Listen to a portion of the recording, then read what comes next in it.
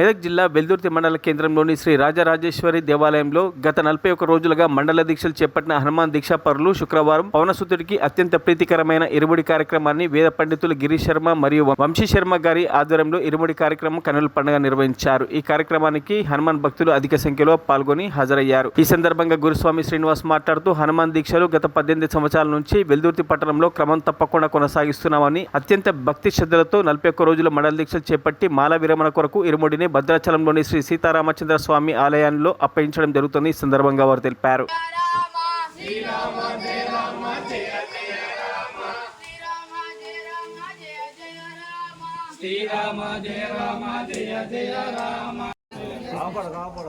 నేను ఒక 10 నిమిషాలు ఫోన్ చేస్తాను.